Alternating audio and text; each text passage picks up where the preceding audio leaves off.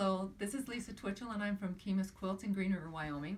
And today we're going to be showing you how to prepare your backing for your quilt.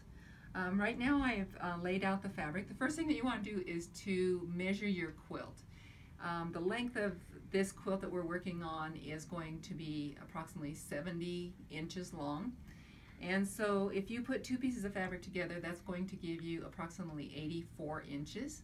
So this, if I put two pieces together, is going to be sufficient for the length.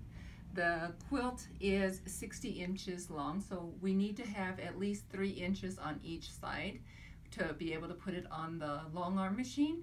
So we have got 72 inches here.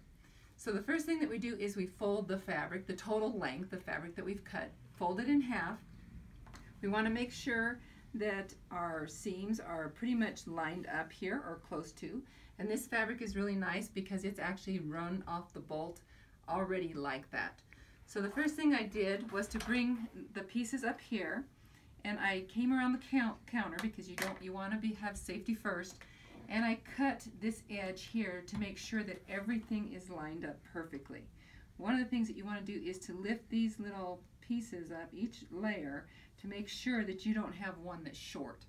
So now that I've done that, and this is all that I've cut off, I'm going to slide my fabric down, and if you notice, I have actually lined up this edge with this guide right here on one of the lines, and so I'm just going to slide it down, keeping the fabric, the total fabric, on that line.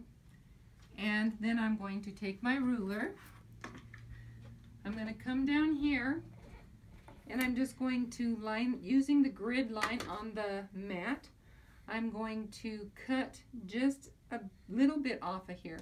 And so I'm going to be cutting this at 61.5.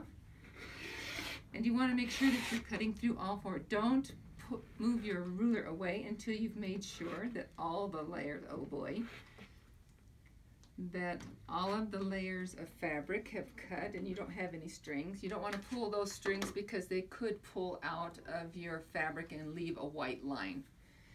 So now that we've got that done, I'm just going to flip this top layer up and we'll slide it back down. Let me just get this out of the way. Slide this back down. We don't need to use the grid on the mat anymore. I'm going to take my pin cushion. I'm going to lift the two center. Oh, I take that back because one thing that I forgot to tell you, this fabric right here is actually directional. If you notice, these trees are all, this is the base of the trees and the tops are this direction.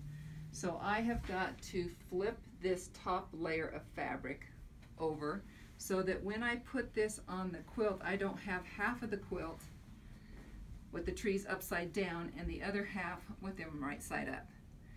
So then I'm just going to line this all back up again.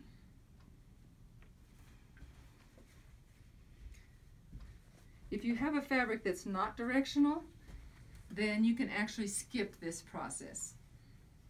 And if you notice, it's going to line up perfect again.